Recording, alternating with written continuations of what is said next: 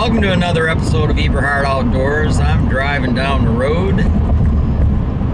It's mid-September. Kind of going on a little mini speed tour, a little bit earlier than normal. And I'm going to go put out some cell cameras, and I'm going to check on some entry and exit routes, check some oaks, see if they've got acorns. This year, the red oaks I've been seeing haven't had any acorns. Most of the whites have had acorns, so this particular area, it's primarily the trees I'm going to be checking are white oaks. Doing a speed tour slash putting out cameras. I was a major non-advocate of putting cameras in heavily pressured areas at hunting locations because you had to intrude the location to pull your SD card. And now I've got cell cameras. I've been using these for 3 years. We use them in Kansas, and I feel comfortable using them here now. So I'm in full scent lock. I washed this is my location prep backpack, but I washed it in scent-free detergent and left it in there in a wash tub for about a day and then hung it outside to dry, so it's pretty clean. And I'm going to go in and hang several cameras and also check the oaks, see if they're dropping acorns this year. For some reason the reds do not have acorns in the areas I've looked. The whites do, the Bur Oaks do. I just looked at one, and on my way in at one of my locations, I didn't put a camera there, but it had a lot of acorns on it. I probably will put a camera when I come out. But anyway, I got 3 cameras. These are all oak locations next to swamps and in swamps, so it's all in heavy security cover where they feel comfortable coming in during daylight hours. Again, this is not TV fantasy zoo type properties or ultra managed properties like a lot of the whole high profile guys that shoot 180, 200 inches every year shoot. You have to work, you have to actually work to kill deer in pressured areas. You have to know what the hell you're doing. And I say that because it's a fact. I actually listened to a podcast between 2 management guys, and one of them knew a lot, and the other guy was pretty much, he couldn't hunt pressured land. He just wouldn't have a clue what to do. But the one guy blew the other guy out of the water. So anyway, I've got a stick. I still don't like putting my cameras at eye level. So I like putting my cameras up high enough and shining them down on whatever the destination area has to offer. If it's an oak, it's going to be under the tree so I can see them coming in seeing acorns, or if it's a transition route or a funnel, I'm going to put it through the main runways on that transition route, try to catch something coming through, and it's all going to be security cover oriented. So I've got a 2-step, a 1-stick here with a 2-step aider on it, so I can get up high enough to get these up out of a deer's peripheral vision if they're at a destination location eating acorns. And I'm not so worried about does and subordinate bucks. You know, that's a whole nother level of deer. You know, it cracks me up. Hunters talk about, well, when I say something about you shouldn't do this, you shouldn't do that. Well, I've had deer do this, and I've had deer come into that, and you know, that's not true. Well, I'm not hunting subordinate deer. I'm not hunting does. Does and subordinate bucks, 1.5 and even 2.5, will do things 3.5 and 4.5-year-olds in pressured areas just do not do with any consistency. Obviously, I'm generally speaking, anything can happen from time to time, but I go on percentages, and percentage-wise, mature bucks don't act like 1.5 and 2.5-year-old bucks in pressured areas, and they don't act like mature does. Now, when you watch TV, yeah, the big-ass bucks come out into areas the same little bucks come out to because they're stupid and they've never been shot at before until they hit the kill criteria. So, of course, they haven't had any consequences for their actions in previous seasons growing up. So they're going to continue coming out into those open areas and doing the dumb things that the young bucks do. But in pressured areas, most of the mature bucks that are 3.5 years and older, they've been shot at before, and more than likely they carry old wounds. I've given the stats on that. You know, all of my out-of-state bucks never had a touch. None of them ever had a wound I found on them. And way over 3/4 of the bucks I've shot in Michigan that make book have had previous wounds, some as many as 4 wounds on them and projectiles in their physical bodies. So I know what I'm talking about. I've hunted both types of areas. So, you know, if you're just trying to kill a 1.5-year-old buck, which is fine, I don't care, that's wonderful. If that's what turns you on, that's great. You should be able to shoot whatever you want, or a doe, whatever. But if you're trying to kill mature bucks, you have to do things different. You have to throw all that stuff you did to kill a 1.5 and 2.5-year-old bucks away in a pressured, if you're hunting in a pressured area, because that just doesn't work with any consistency whatsoever. You have to be more detail oriented. You have to do things correctly. And if you don't, you may slop one in every 15 years, 10 or 15 years, but you're not going to do it consistently. And that's what this is all about. Trying to get people to consistently, you know, every other year, you know, some years you might kill 2 mature bucks like I did last year, but the 3 previous years I didn't kill any in Michigan. So, you know, that's just the way it goes. There wasn't any to shoot at. So I didn't have any on camera, and nobody else did either. So if you do things detail oriented, keep your scent down, you know, try to be as scent free as possible. And again, DEERJOHN51@gmail.com. If you want my scent control regimen documents, I'd be more than happy to send them to you. I've sent out over 3,000 of them in the last 1.5 years. And it will basically, if you do it properly, it will make you totally negate wind direction. Wind direction will be a non-factor when you're hunting. And it sounds like a lot of work, but it's not. Once you get the process down of preparing your clothing, once you stop your vehicle to go hunting, you're out of the vehicle in 3 minutes, 4 minutes with your scent lock on. And it's not something that takes a lot of time to do during the physical hunt. All the time to prepare and care for your scent lock clothing is done as a preparation prior to the hunt. Once the hunt starts, you just open up the totes, put it on, and go hunt. It's just like anything else. Speed tour, I do this every year. I've done it for 30 years. I'm checking my early season hunting locations. I'm not going to areas where I'm going to be hunting during the rut phases. I leave that for rut phase only. This is just to check basically food locations, because early season bucks are on a bedding to feeding routine for the most part. So this is just checking trees to see if they actually have mast, if they're dropping, if they have fruit trees have apples, or if there was a scrape area I set up next to during postseason, if that scrape area is active. So this is strictly a speed tour for which locations I'm going to hunt during the early season, because I go into every season with probably 40 to 50 locations prepped. I probably hunted 10 or 12 of them during the year, because a lot of the trees don't produce, a lot of the apple trees don't produce, a lot of the scrape areas change because of crop rotations in the area or food mast in the area if it's big timber. So I'm just checking to see which ones I'm going to hunt the first 2-3 days of season. That's all this speed tour is for. Thanks, and keep watching. So this is a spiked tree on private, and just kind of wanted to give you an example. I've talked about them a lot. Heavier guys have to use 1/2-inch rebar. These here are actually 3/8 inch diameter by 10-inch long spikes that I drilled holes with a cordless drill. I put them in, and even though it's on private, it's heavily pressured private. A lot of hunters hunting this. Everybody that knocks on doors gets it. So I'm right up tight to this cattails. There's cattails literally 3 feet from the base of my tree.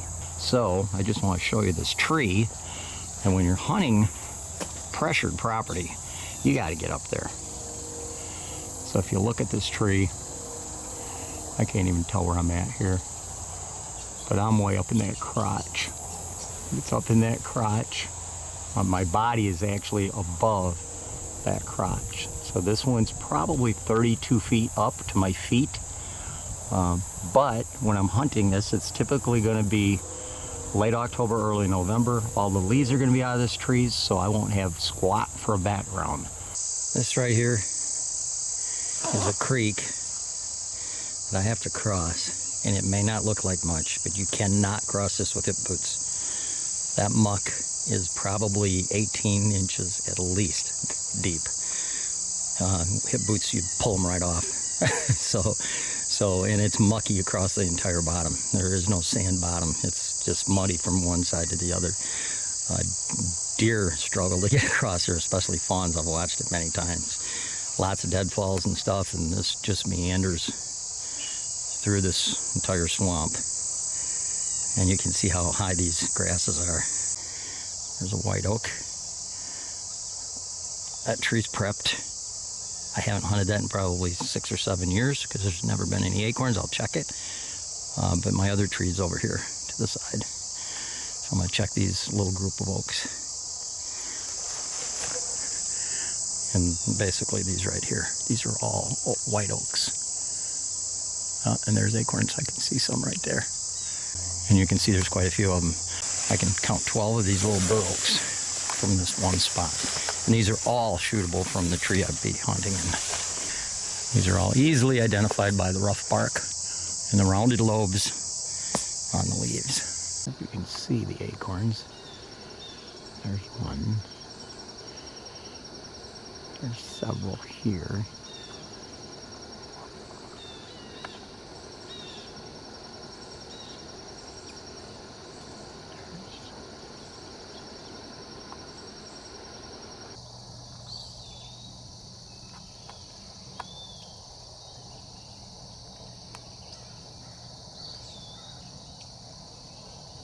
These are the camera mounts I'm using.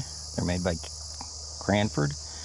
The black one for the actual camera itself, which is the bottom one, is just called a T camera mount. It's got a ball on it, ball swivel. You can turn the dial around. You can move that thing any direction you want.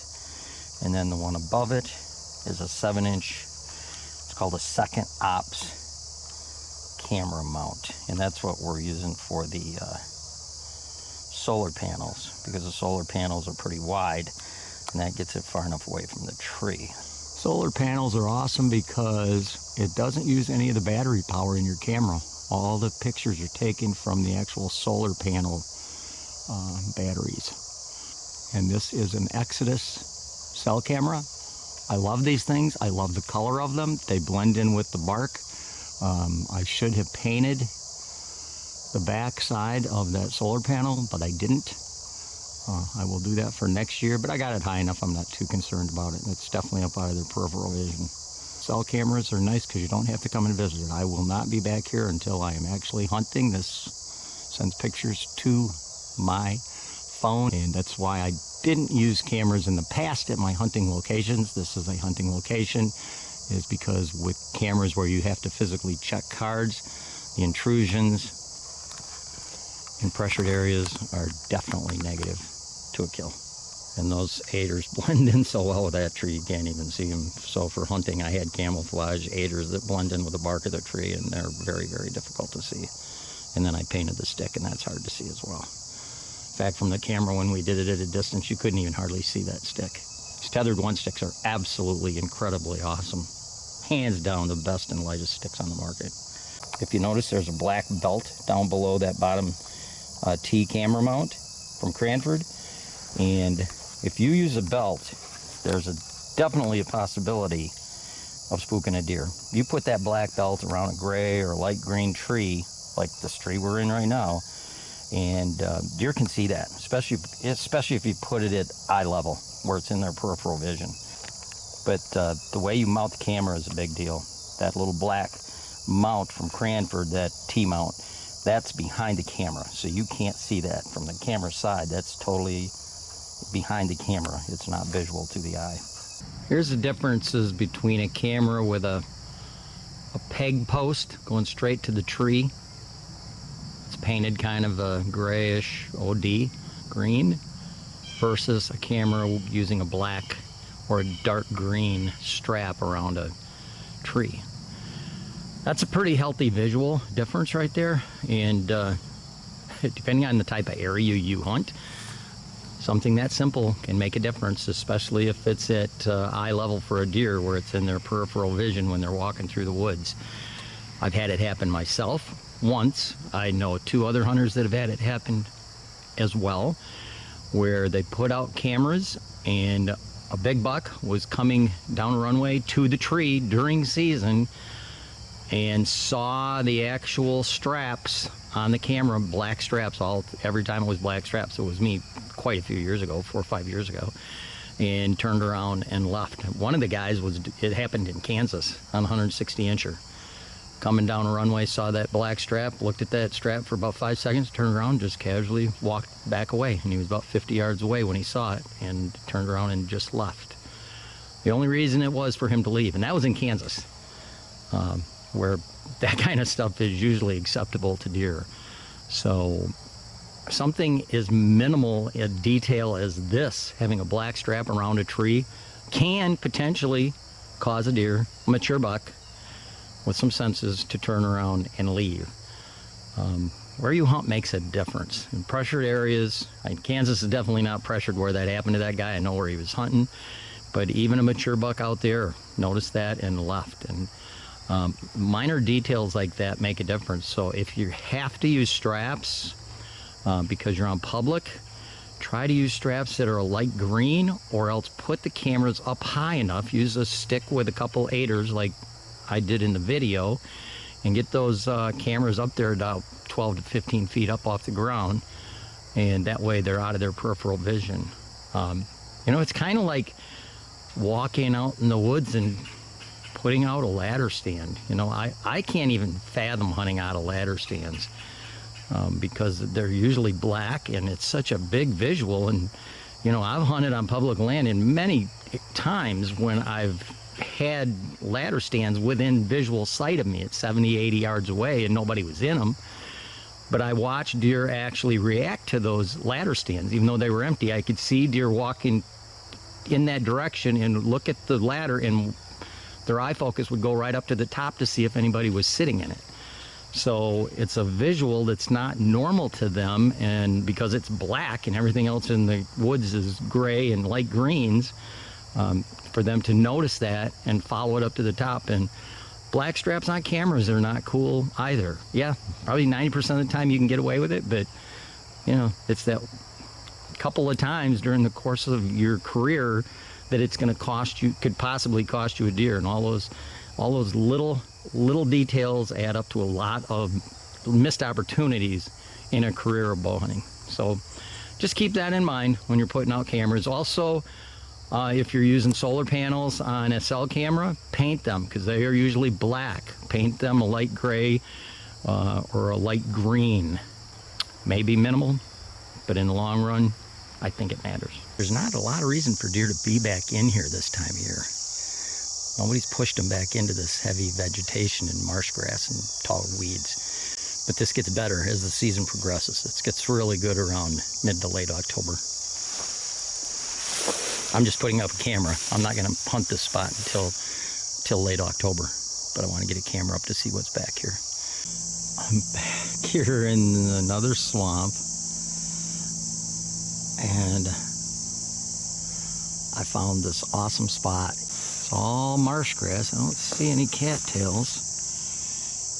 Marsh grass and some ferns and a little bit of autumn.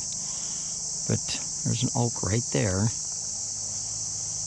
that unfortunately, or fortunately for me, I guess, I got to come back and prep today. I brought stuff to prep it, but it's in a little opening. It is a white oak. It does have acorns. There's another one next to it right there. There's a little one there, and there's another one over there. And there's a mullow oak right here. Huge oak. And there's another big oak over there. And they have acorns in them. They're Bur Oaks, typical what you get in swamp and wet. There's another oak over there. And when I spin around here, there's another white oak there. They're all white Bur Oaks.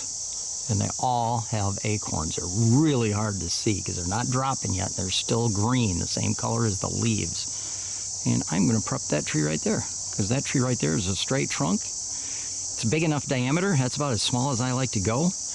But I can, it's kind of open right here. I can shoot to all of these oaks other than this one behind me. And I might even be able to shoot at that one if the deer is on this side of that oak. So I've got a huge shooting area right here. And it's, good grief, that tree is just perfectly centered right in amongst all of these. And it's open. So I don't even have to do any clearing as far as lanes or anything. This is going to be awesome. This will be definitely into my early season rotation. And I can't believe I'm prepping a tree this late in the year. I don't think I've ever done this Well, I haven't done it in a long time. I should never say never. I've prepped trees during season. But anyway, I'm going to come back in here and prep this. I'm not going to show prepping it because I've prepped a gazillion trees.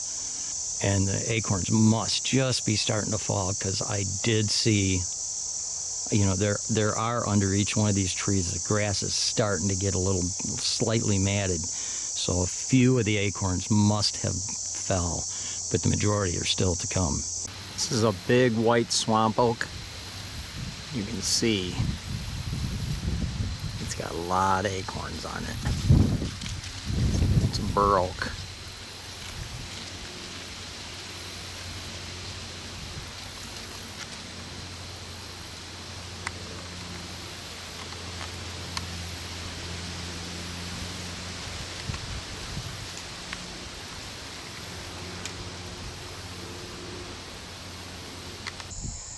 One over there, 7, little one, 2 little ones, 8, 7, 8.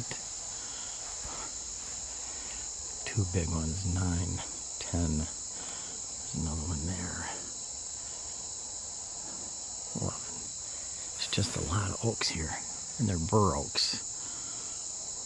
And that's timber with a lot of understory in it, butting up to marsh.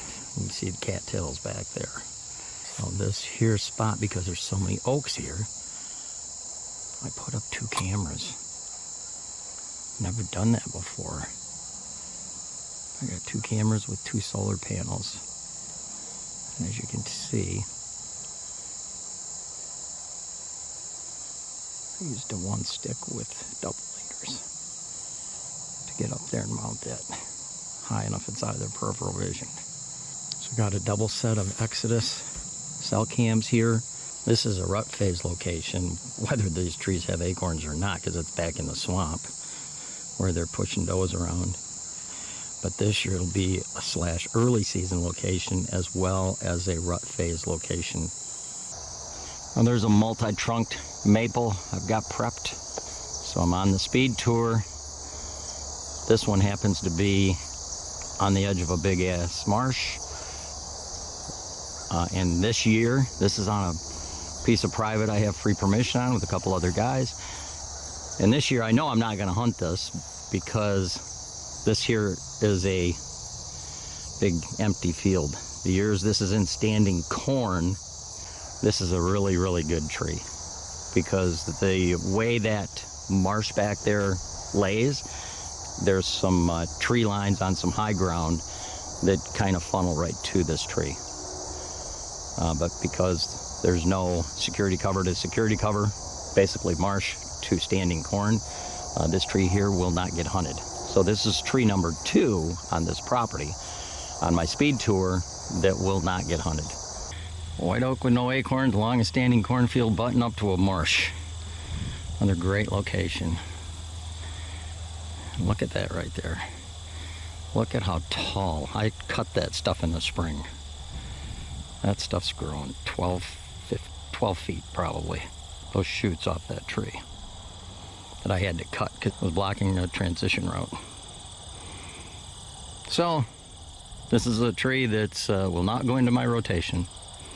This is the first apple tree I've checked this year on my speed tours. Again, I am totally 100% in scent-lock, so I'm not worried about my odor. I am worried about my presence, always worried about my presence. But as you can see, this apple tree is loaded. And I have this tree raped so I can shoot to the back side.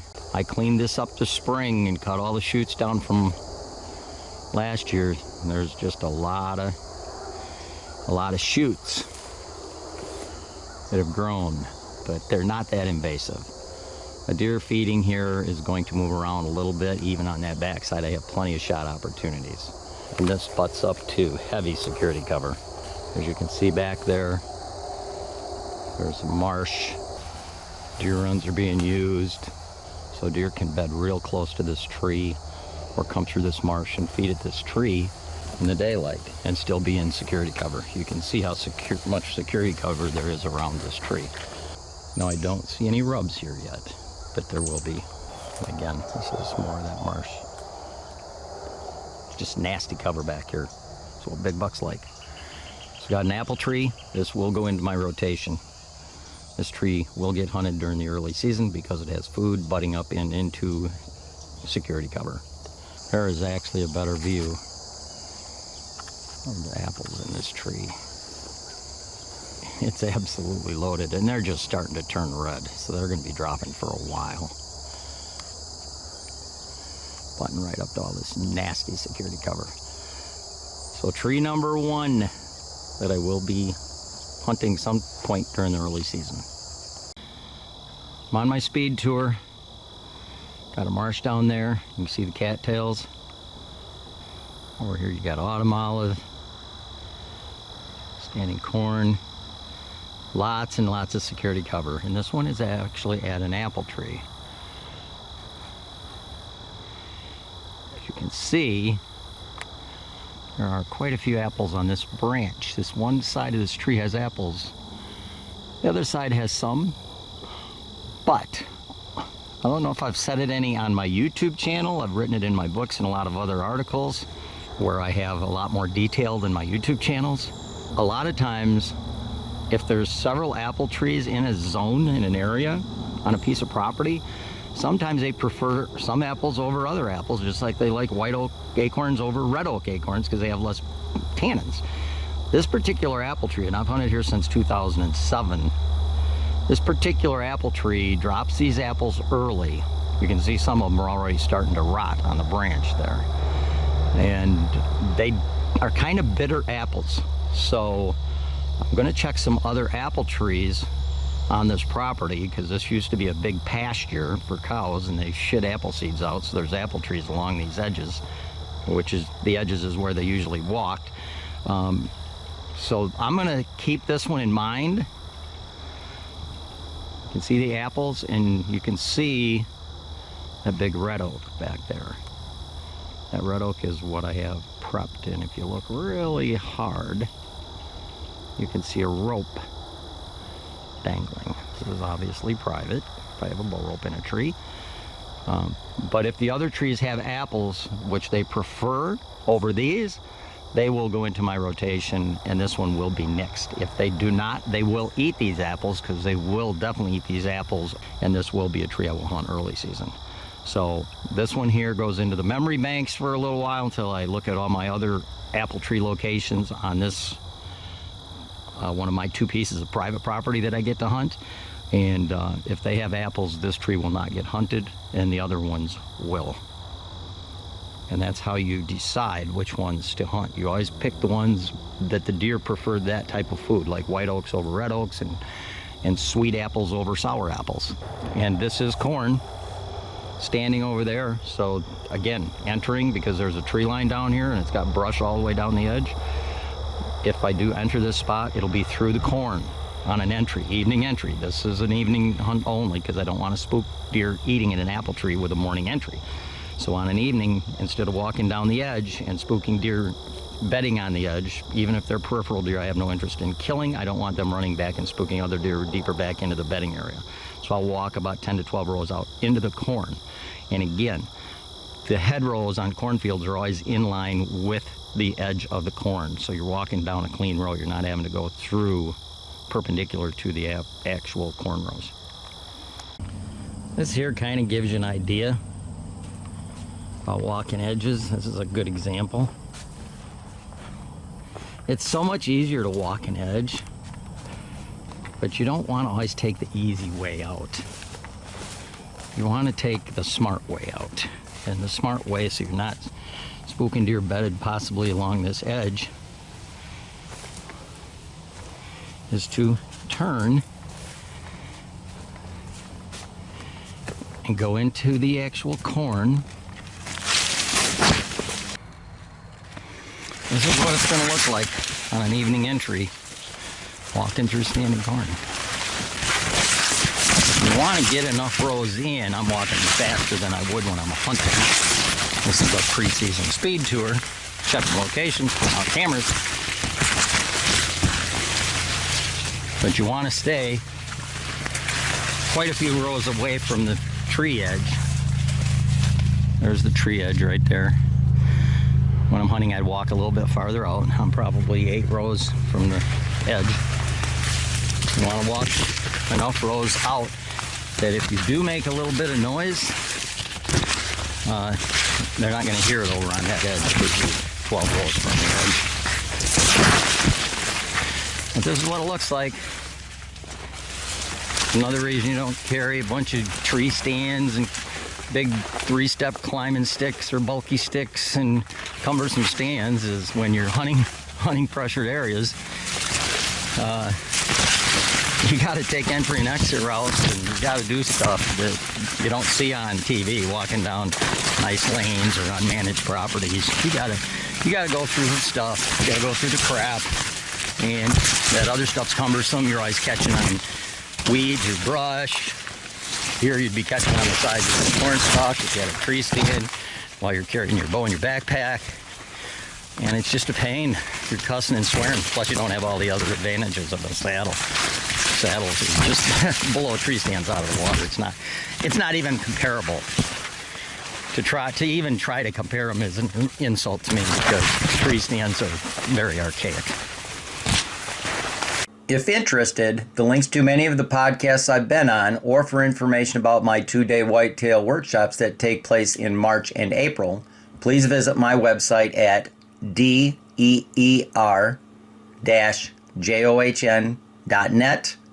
Thank you for watching another episode of Eberhart Outdoors, and to receive notifications for future videos, please subscribe.